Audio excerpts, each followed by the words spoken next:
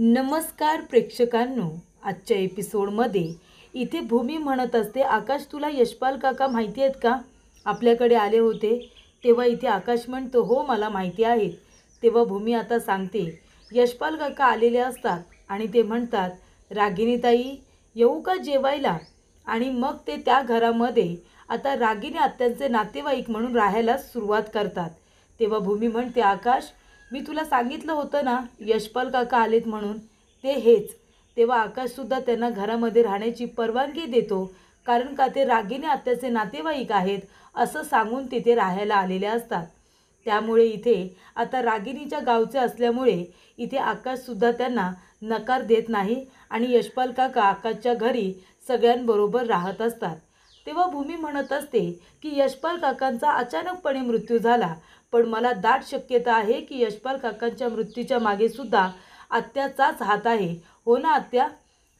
तेव्हा प्रेक्षकांनो इथे भूमी म्हणत असते की आकाश, यशपाल काकांना तर रागिणी आत्याने मारलं, त्यांचा मृत्यू झाला, पण जाता जाता यशपाल काकांनी जाण्याच्या आधी रागिणी आत्यांच्या विरोधातले सगळे पुरावे इकडे तिकडे पेरून ठेवले होते आणि ते पुरावे मला नंतर भेटत गेले आणि तेव्हा मला यशपाल काकांचं नेमकं इथे येण्याचं कारण काय होतं, त्यांचा उद्देश काय होता, हे सुद्धा माझ्यासमोर सत्य उलगडत गेलं, असं भूमी आता आकाशला सांगत असते. यशपाल काकांनी जाण्याच्या आधी इथे जे काही पुरावे पेरून ठेवले होते त्यातलं एक पेनड्राईव्ह माझ्या हाती लागलं आणि ते पेनड्राईव्ह मी मगाशीच इथे टी व्हीला लावून ठेवलं होतं. तो पुरावा आता नेमका काय आहे हे मी तुम्हाला सगळ्यांना दाखवणार आहे. रागिणी आत्यांच्या विरोधातला महत्त्वाचा पुरावा जो की माझ्या हाती लागला होता तो मी आता तुम्हाला सगळ्यांना दाखवणार आहे. तेव्हा इथे आता भूमी टी व्ही चालू करते. त्याच्यावरती तिने पहिलं जे फुटेज लावलेलं असतं, ज्या बिल्डिंगचं कन्स्ट्रक्शनचं काम सुरू असतं आणि तिथे आकाश आणि अभिजितचं भांडण झालेलं असतं आणि तिथून अभिजित खाली पडलेला असतो. ती कन्स्ट्रक्शनची बिल्डिंग असते, त्याच्यासमोरच CCTV कॅमेरा असतो आणि त्याने तिथून सगळं काही रेकॉर्ड झालेलं असतं. तेव्हा ती भूमी म्हणत असते की आकाश नीट बघ, याच्यावरती या CCTV फुटेजमध्ये जी तारीख येते ना, ती तारीख तू नीट बघ, ती आपल्या अभिजितच्या मृत्यूची तारीख आहे. आणि त्यानंतर प्रेक्षकांनो इथे आता रागिणी म्हणत असते की हे काय फुटेज दाखवतेस ग तू, हे सगळं खोटं आहे, खोटं आहे हे सगळं, मला माहिती आहे ना, हे सगळं तू खोटं बनवून आणलेस आणि ते रचून रचून सांगतेस. तेव्हा अभिजित म्हणतो, हे गप्प बस, तोंडातून एक शब्दसुद्धा काढू नकोस, कळलं ना? तेव्हा आकाश म्हणतो, अरे हे काय करतोयस तू अभिजित, प्लीज शांत हो तू जरा. तेव्हा अभिजित म्हणतो, नाही आकाश, नाही, मी शांत बसणार नाही आहे. या बाईने आता तोंड बंद करायचं. भूमी जे काही सांगते ना तिला सांगू दे, नाहीतर हिला जर अशीच उभी ठेवली ना तरी भूमीला काही बोलूच देणार नाही आणि सत्य सांगू देणार नाही. त्याच्यामुळे आता तू गप्प बसायचं, भूमीला जे काही बोलायचं आहे ते बोलू दे, असं आता अभिजित म्हणत असतो. तेव्हा प्रेक्षकांनो अभिजितने आता रागिणीच्या गळ्याला चाकू लावलेला असतो. तेव्हा भूमी म्हणते, आता आकाश हे फुटेज बघ, ह्याच्यामध्ये बघ अभिजित इथे खाली पडलाय. आपण सगळेजण इथे पोचायच्या आधीच रागिणी पटवर्धन इथे आल्यात आणि रागिणी पटवर्धन आल्यानंतर त्यांनी जे काही केलं आहे ना ते पुढचं फुटेज माझ्याकडे नाही आहे, कारण ते खराब झालेलं आहे. ते पेनड्राईव्ह पाण्यात पडलं आणि खराब झालं. पण त्यानंतर रागिणी पटवर्धनने काय केलं ना हे मी तुम्हाला सांगते. तर रागिणी आत्याने बिचाऱ्या खाली पडून इथे तडफडणाऱ्या अभिजितची मदत न करता, त्याला इथे मेडिकल ट्रीटमेंट न देता आपल्या पदराने त्याचा गळा दाबून त्याचा खून केला, त्याला तडफडत तडफडत मारलं. कळते तुला आकाश? याच्यानंतरचं फुटेज हे होतं. तेव्हा इथे रागिणी म्हणते, खोटं आहे सगळं, खोटं आहे. आणि ती मनामध्ये म्हणते की याचा अर्थ या लोकांना कळलं आहे की मीच अभिजितचा खून केला आहे म्हणून, म्हणजे हे या लोकांना आधीपासूनच माहिती होतं. तेव्हा इथे भूमी म्हणत असते की पौर्णिमा, मी खरं बोलते. पौर्णिमा, तुला आत्तापर्यंत असं वाटत होतं ना की मी तुझ्या वाईटावरती आहे म्हणून? नाही पौर्णिमा, अगं मी कधीच तुझ्या वाईटावरती नव्हते. तुझ्या मनामध्ये हे सगळं पेरलं होतं या बाईने. आणि जर तुझ्या खरोखर कोणी वाईटावरती होतं ना, तुझा संसार ज्या बाईने उद्ध्वस्त केला ना, ती दुसरी तिसरी कोणी नाही आहे, तर ही बाई आहे. या बाईने तुझा संसार उद्ध्वस्त केला आहे. तुझ्या अभिजितला तुझ्यापासून दूर करणारी व्यक्ती ही बाईच आहे. कळते तुला? तेव्हा इथे पौर्णिमा म्हणते, अगं पण हे कसं शक्य आहे भूमी, स्वतःचीच आई पोटच्या पोराला कसं काय मारेल? तेव्हा आकाश म्हणतो हो ना, आणि या फुटेजवरून असं काही दिसलेलंच नाही आहे. काय पुरावा आहे तुझ्याकडे भूमी? म्हणजे हे सिद्धच होत नाही आहे ना? तेव्हा भूमी म्हणते आकाश, तुला माहिती आहे, एकदा मी तुला म्हणाले होते की मला तुला महत्त्वाचं काहीतरी दाखवायचं आहे, बरोबर ना? आणि ते फुटेज घेऊन मी तुला दाखवायलासुद्धा आले होते. तेव्हा ते फुटेज घाईघाईने येत असताना माझ्याकडून पाण्यात पडलं आणि ते पेनड्राईव्ह खराब झालं. त्याच्यामुळे त्याच्या पुढचं फुटेज मी तुला दाखवू शकले नाही. नाहीतर त्याच वेळेला सत्य तुझ्या समोर आलं असतं.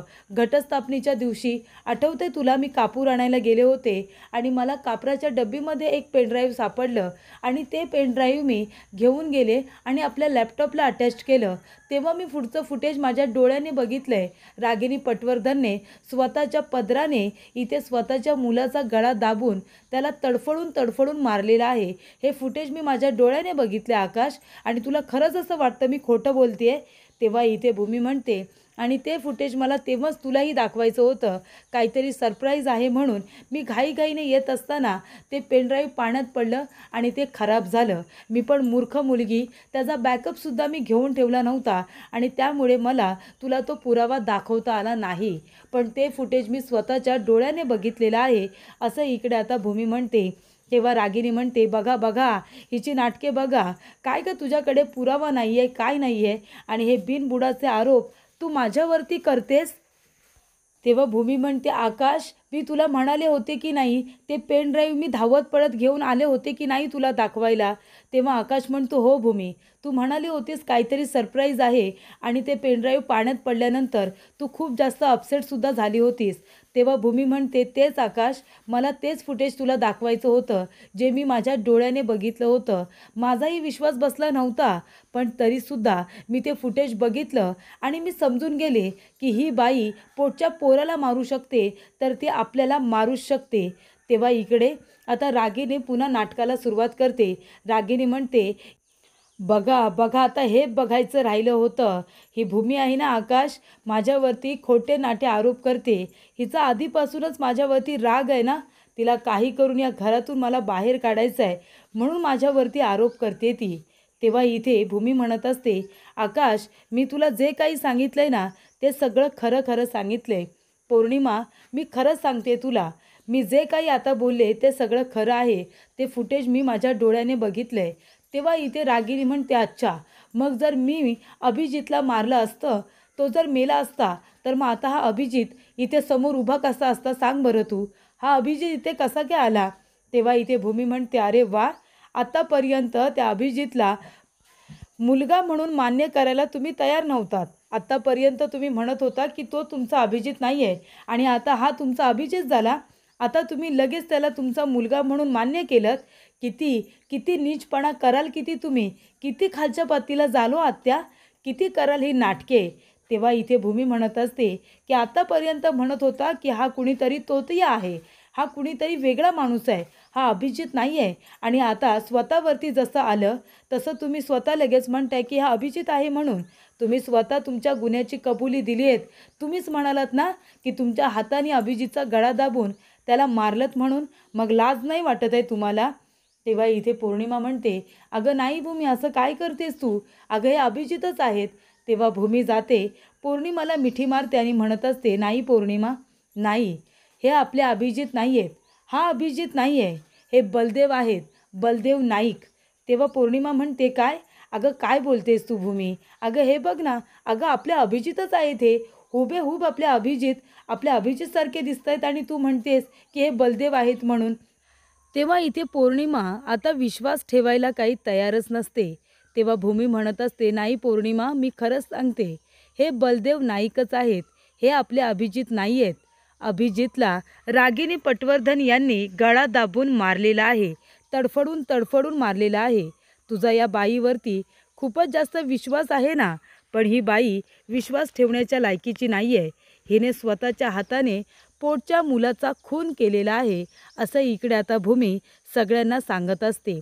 तेव्हा प्रेक्षकांनो, इथे आता बलदेव म्हणत असतो की भूमी जे काही बोलते ते अगदी बरोबर आहे. मी तुमचा अभिजित नाही आहे. मी तुमच्या सगळ्यांबरोबर जे काही वागलं ते खोटं होतं. पौर्णिमा, तू मला म्हणत होतीस ना की मी असा का वागतोय, इतका दूर का पळतोय? कारण मी अभिजित नाही आहे. मी बलदेव नाईकच आहे. तेव्हा भूमी म्हणते, मी सांगते तुम्हाला की बलदेव नाईक मला कुठे भेटले ते. तेव्हा भूमी म्हणते, मला पहिल्यांदा किडनॅप करणारी व्यक्ती ही बलदेव नाईकच होती. जेव्हा बलदेव माझ्या समोर आला तेव्हा मला वाटलं की तो अभिजितच आहे. पण नंतर मला कळलं की इथे बलदेवने मला किडनॅप का केले, तर त्यांनी त्यांच्या आईसाठी मला किडनॅप केलं होतं. ऑपरेशनसाठी 10 लाख रुपये त्यांना हवे होते. पण मला इथे रागिनी पटवर्धन यांना सगळ्यांच्या समोर एक्सपोज करायचं होतं. म्हणून मी त्यांना म्हणाले की मी तुम्हाला 20 लाख रुपये देईन, पण तुम्हाला माझ्यासाठी एक काम करावं लागणार आहे. तेव्हा मी बलदेवला आपल्या घरामध्ये अभिजित म्हणून घेऊन आले, कारण मला माहिती होतं की रागिनी आत्यांनीच अभिजितबरोबर काहीतरी चुकीचं काम केलेलं आहे. आणि त्यामुळे जर मी अभिजितला इथे आता परत घेऊन आले तर रागिनी आत्यांच्या पायाखालची जमीन सरकेल. आणि हे सगळं बलदेवने आपल्या आईच्या ऑपरेशनसाठी केलं होतं. तो माणूस म्हणून खूप चांगला आहे आणि म्हणून मी त्याची मदत घेतली आणि इथे त्यांना रागिनी आत्यांना एक्सपोज करण्यासाठी घेऊन आले होते. तेव्हा इकडे बलदेव येतो आणि म्हणत असतो की पौर्णिमा, मला माफ कर, मला तुझ्या भावना दुखवायच्या नव्हत्या. पण तुला असं वाटत होतं की मी तुझ्यापासून दूर का राहतोय, मी तुझ्यापासून दूर का पळतोय, बरोबर ना? तू म्हणत होतीस ना की तुम्ही असे का वागताय. त्याचं कारण हेच होतं की मी अभिजित नाही आहे आणि तू माझी बायको नाही आहेस. म्हणून तू माझ्यासाठी एक परकी स्त्री आहेस आणि म्हणून मी तुझ्यापासून दूर राहत होतो. हे बघ, हे आहे माझं ID कार्ड बलदेव नाईकचं. हे माझं ID कार्ड आहे. मी खरोखर बलदेव नाईकच आहे. मी तुमचा अभिजित नाही आहे. तेव्हा इथे झालंच तर मला माफ कर, मला तुला कुठल्याही पद्धतीने हर्ट करायचं नव्हतं, असं इकडे अभिजित आता पौर्णिमाला म्हणत असतो. पौर्णिमाला खूप वाईट वाटतं. तिला असं वाटत असतं की तिचा अभिजित परत आलेला आहे, तिचा संसार आता तरी सुखाचा होईल असं तिला वाटत असतं. तेव्हा प्रेक्षकांनो ती म्हणते, नाही नाही, हे सगळं खोटं आहे, तुम्ही माझे अभिजितच आहात, असं ती म्हणत असते. आणि तिला प्रेक्षकांनो आता चक्कर येते. इथे आता पौर्णिमाला चक्कर आल्यानंतर तिला खुर्चीवरती बसवलं जातं. भूमी तिला पाणी वगैरे प्यायला देते, कारण तिला माहिती असतं की हे पौर्णिमाला सत्य समजल्यानंतर तिला ते पचवता येणार नाही. कारण तिला असं वाटत असतं की तिच्या नशिबाने अभिजित परत आलेला आहे, पण तो अभिजित नसून तो इथे बलदेव नाईक म्हणून भूमीची मदत करायला आलेला असतो रागिनीला एक्सपोज करण्यामध्ये. तेव्हा इथे भूमी म्हणत असते की हे सगळं रागिनी आत्यांनी केले. तेव्हा रागिनी म्हणते, बघा बघा, बघितलंस ना आकाश, या भूमीने या माणसाला बलदेव नाईकला इथे अभिजित म्हणून आणलंय आपली फसवणूक करायला. एका परक्या माणसाला घरामध्ये घेऊन आली आहे ती माझा अभिजित म्हणून. किती फसवणूक करशील ग तू भूमी. तेव्हा इथे आता रागिनी म्हणत असते की आकाश, बघतोयस ना तू, मला घरातून बाहेर काढण्यासाठी ही भूमी किती खालच्या पातळीला गेली. मला माहिती होतं भूमी, मी तुला फारशी आवडत नाही, म्हणून तू या घरातून मला सतत बाहेर काढण्याचा प्रयत्न करतेस, माझ्यावरती खोटे नाटे आरोप करून. पण मी सहजासहजी जाणाऱ्यातली नाही आहे, कळलं ना? नाहीतर एक काम करा, मी जात नाही आहे ना, तर हा चाकू घ्या आणि माझा खून करून टाका, पोटामध्ये खुपसा माझ्या एकदाचं आणि मला मारून टाका. तेव्हा एकदाचा काय तो सोक्ष लावून टाका, असं आता रागिनी म्हणत असते. तेव्हा भूमी म्हणते, आकाश, मी पण तेच म्हणते, आपण दोघंजण मिळून रागिनी आत्यांचा सोक्ष लावूया. तेव्हा प्रेक्षकांनो इथे आता भूमी म्हणते, माझ्याकडे पुरावे नाही आहेत ना?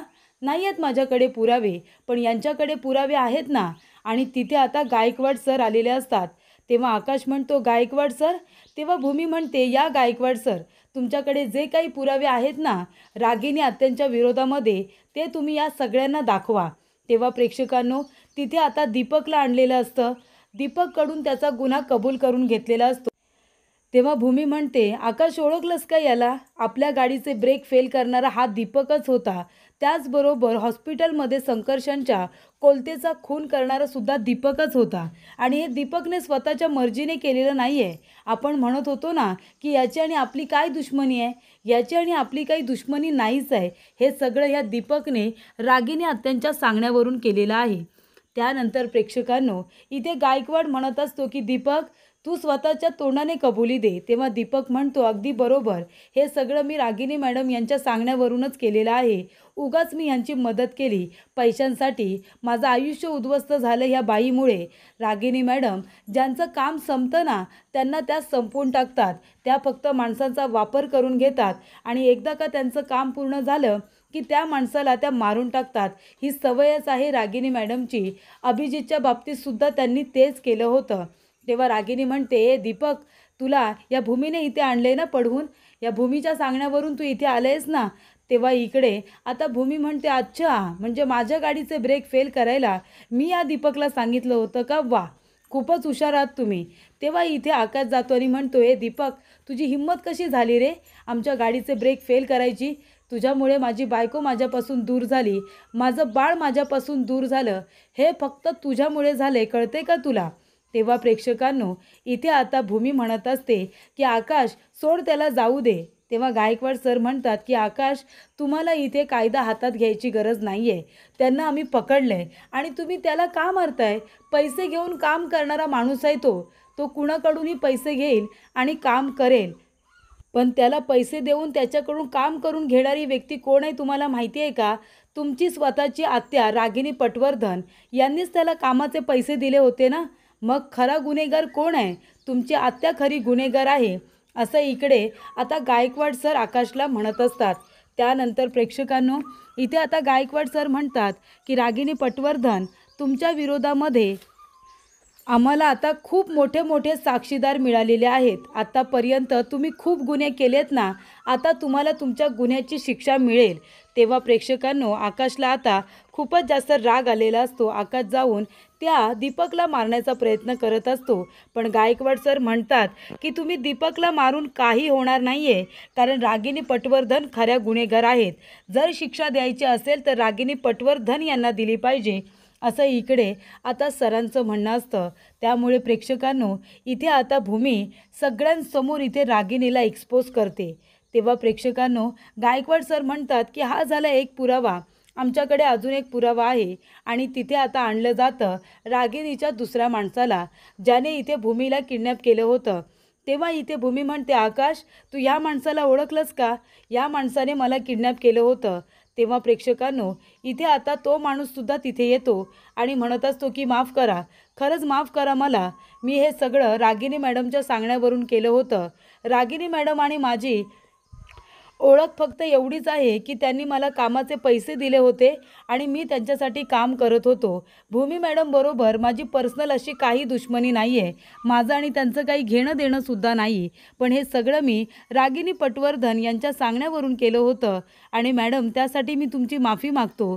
तर इथे प्रेक्षकांनो, रागिनीला आता सगळ्यांच्या समोर भूमीने ठरवल्याप्रमाणे एक्सपोज केलेलं असतं.